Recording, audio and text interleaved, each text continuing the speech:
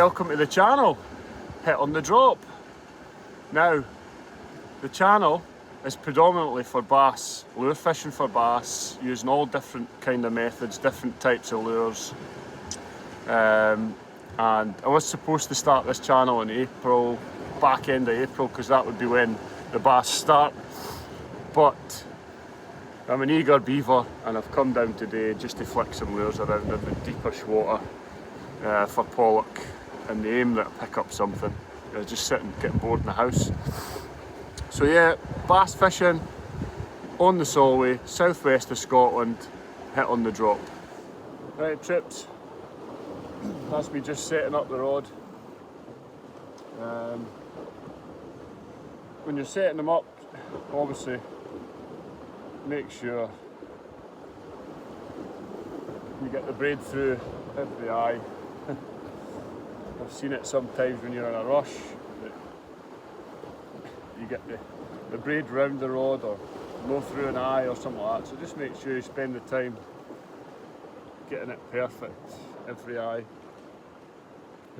Braid can be quite finicky as well, so you know, if it was to wrap in an eye, it might snap the tip of your rod, or because they're quite fine tips. So just, if the wind's going to allow me to get that bit, yeah. So just get the braid through every eye and make sure that there's no tangles. And then I need to add the shot leader, so I need to add a shot leader to it, which will be a £30 fluorocarbon 2, maybe 3 foot.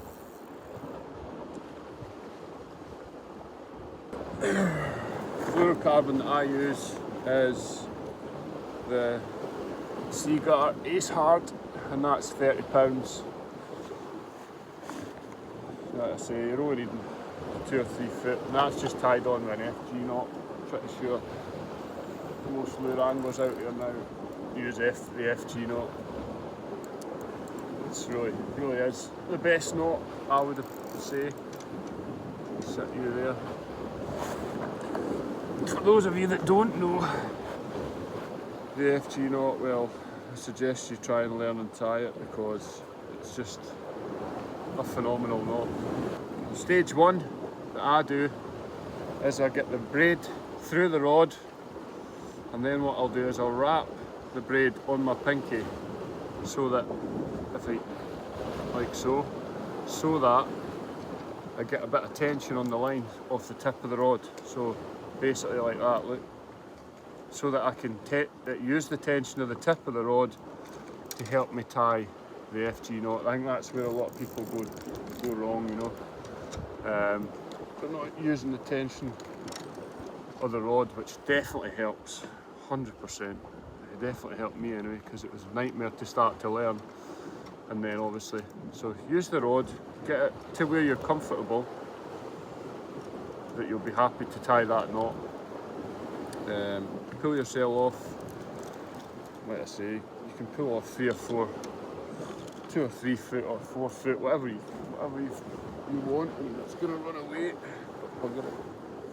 So basically what you're aiming to do here is lay, that's you, get the tension, is lay your fluoro over the top of your braid, and you just want to go round the braid and round and then back upon itself, so that you've got what looks like a cross. Okay, right, that's how I do that part. And then from there, what I do is I count to 20, so I'll put this tag piece round the back of the braid and then just bring it back to its original position where it was, so you've got a cross again.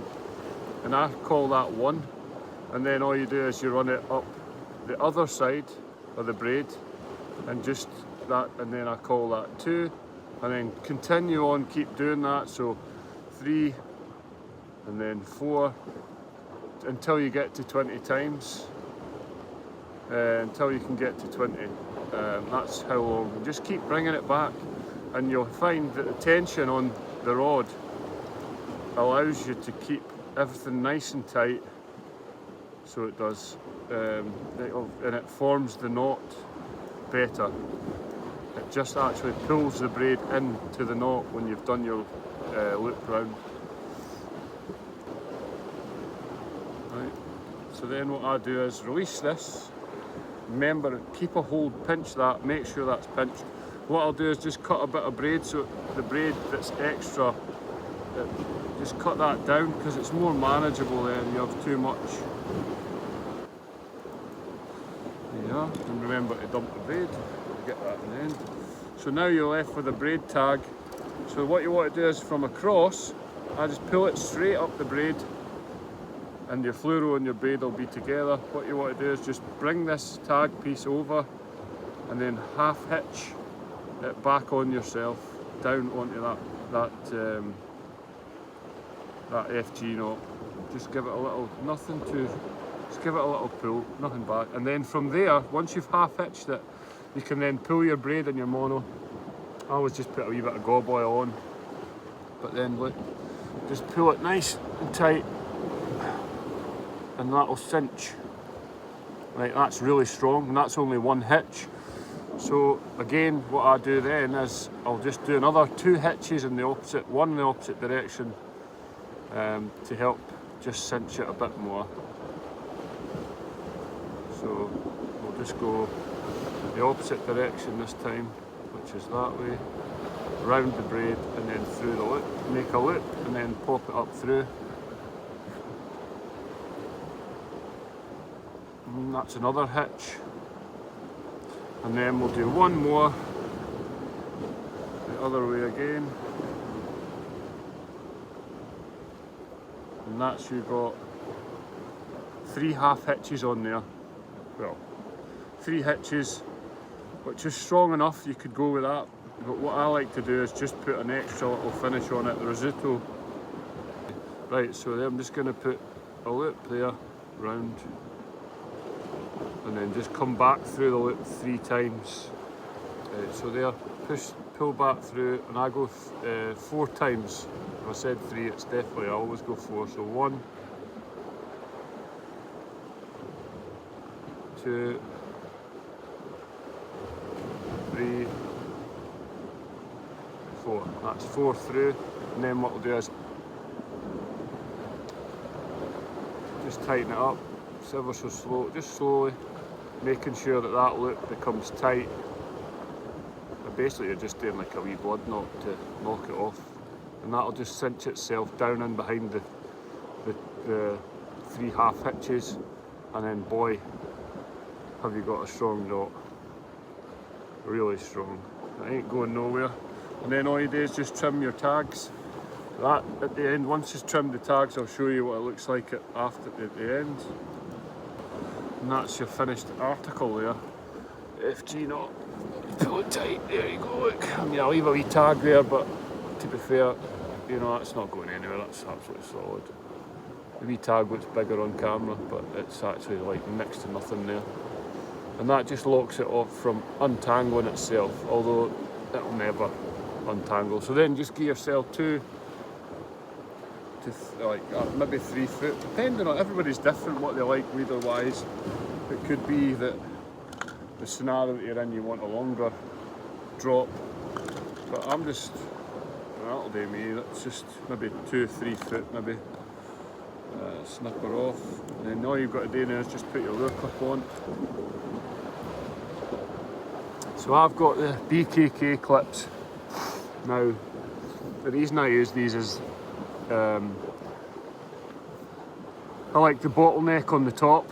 Now everybody's different, but this is how I do mine. So what I'll do is pop it through, £30, this is £30 fluoro. That's it through, and what I'll actually do is go through it again, like so, back on itself again, through it again. Now, once I've tied it, I'll let you know the reason why I do that. That's it, tight in there, pinch that, and what you want to do then, create a loop, and then pinch that back in there, so that you've got a loop and that piece together, right? Just like that. And then you want to bring that loop through this, bring this tag in through the loop 4 times. That's 1. Now it's fidgety, but it's a strong knot. 2, 3, and then one more is the 4th. Yep. And then what you want to do is pull it tight a wee bit, get some gob oil on there. Now you can see that once you tighten that up, this piece is going to pull straight, and you cinch it down like so, and that there is an absolute brute. So now you don't just have 30 pound line, you've doubled that up, so now you're a 60 pound breaking strain on that knot. Pull that in so you can see, so that's 60 on there. I mean, it might, because I've double looped that on the lip, which that there can save your life when you get a good fish. It's bloody solid, you know what I mean? And then once you clip, just snip it off, just snip the tag end off. But you can get it as close as you like, but I like to leave like a centimetre, sometimes a bit more, just in case. That's it there. Wash. Perfect. Get the tag in and dump it back in your bag. Any spare bits, get it in your bag. Keep the shore clean is the main order of the day. Right, we're going to go for a white.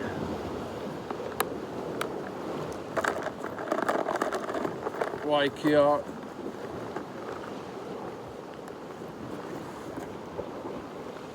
White YKR, happy eel, and then we're going to clip her on, skadoosh, and the clip her on, skadoosh. Right, that's it. Right, let's get chucking. See if we can get a wee polesky. Right, make sure, I always see this. Right, so basically, get your rod set up, and you've got your braid through, you've got your leader on, you're ready to go, you've got your clip tied on, lure on, but make sure that you get your drag set properly before you start now. There's nothing worse like when you're fishing, you forget to set the drag, it happens. You get into a good fish and it just tears you away into the kelp, that's you done, you've lost the fish. So make sure, now I like to have all my drags preset so that I can pull the line off, and I know that if I get a decent fish, I'm not going to lose it, or I've got a better chance of not losing the fish. Right, I'll give you a quick demonstration of the gear that I'm using. So first of all, I've got a 10 roo Hakuru 8.6 medium heavy, soft plastic rod. I don't know if you can see that. Don't know if that's the right way around. Anyway, you know what it is. That's coupled up with Vanquish, Shimano Vanquish C5000 XG.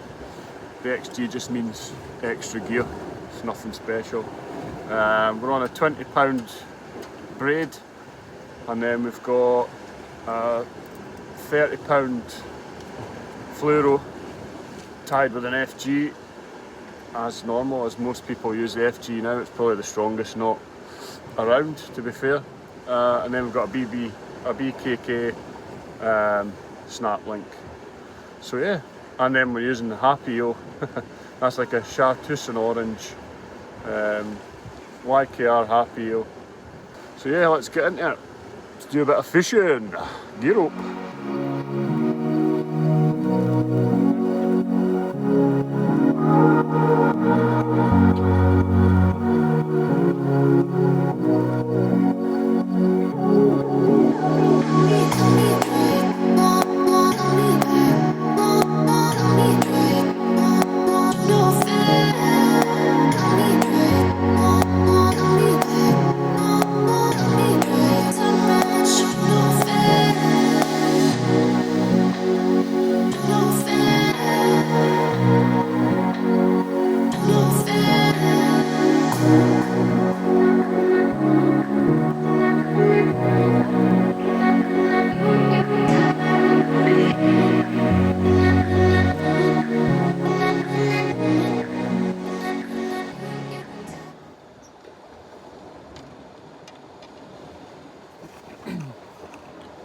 Well, first fish of the year. Wee pollock, I don't know, £1.5 maybe. Taken on. Oh, don't flap about. Come on the YKR. It's like a chartreuse and orange if we can get it out. He's really took that one down. On the happy eel. YKR happy eel. Bush, get in. First fish. Hit on the drop. There's the cliche for you. Let's get him back. Get up. Right, and troops, we're back. The next mark. I'm hoping that's not a seal messing around. Just going to pop this lure in about this wee bit of rock section that's there, and hopefully pick a fish out.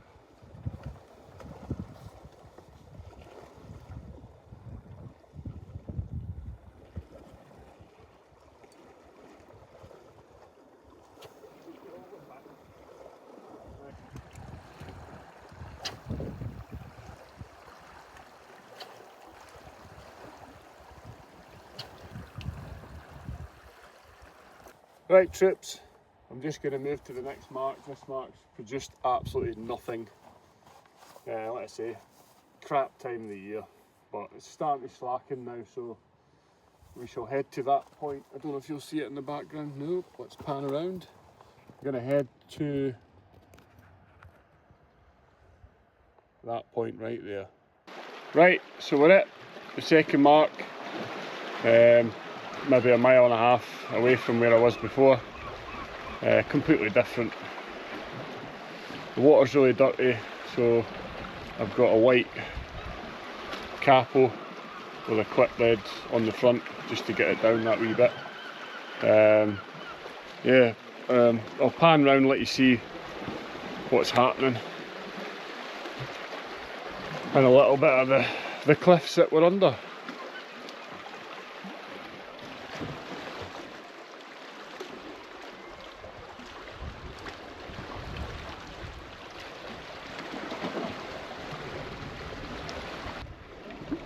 Right, we're at the second mark. Just going to have a little flick around with this capo. It's got a little weight on it. I forgot my chebs, which is a bit annoying, and my hooks for the chebs. But that's what happens when you start of the year. So let's get a wee chuck and see if there's anything kicking about here. It's been very slow, but like I say, that's the nature of fishing this time of year, particularly for pollock, and the water's white, so let's give it a shot. Watch my name here.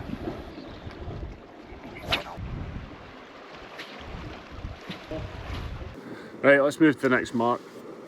This one's not very productive, and Sammy the seal, I don't know if you can see him, or if you did see him, he's bloody well ruined it for me. So I'm heading off to the next point. Slow, very slow, in this particular area. So let's move to the next rock point and then we'll bring you back. We're going to try a capo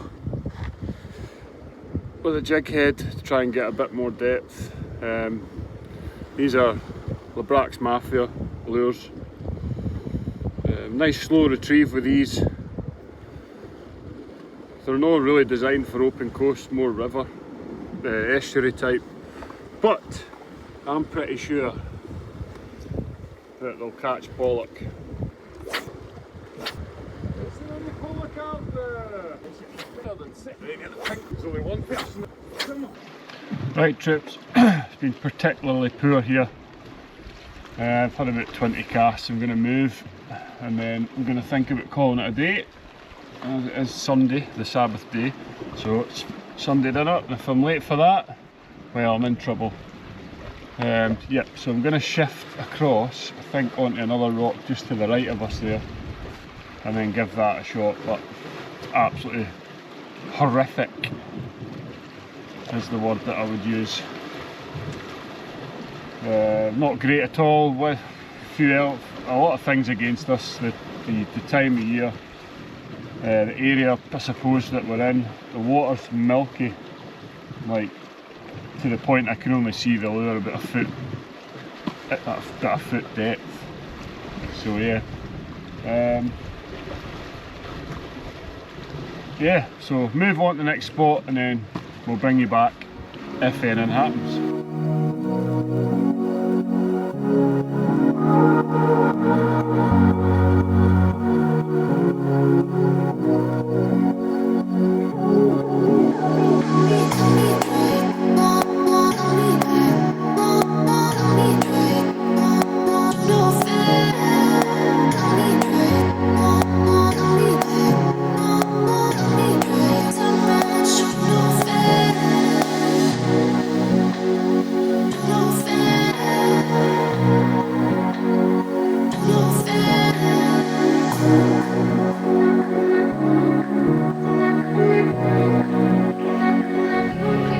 Right, everybody, that's me back at the van.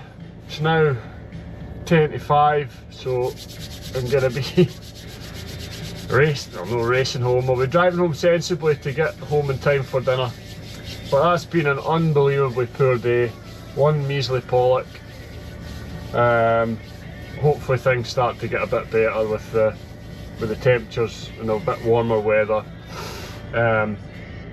Obviously, if we see a return of the bass, the real fish, the silver bars, just have to take today with a pinch of salt and then move on to the next one.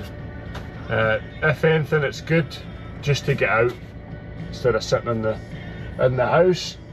If you're interested in coming on a journey and finding quite a few silver bars in the in the year ahead, then give us a wee like and subscribe, hit the wee bell, and we'll continue the journey. So tight lines everyone, and I'll catch you on the next one.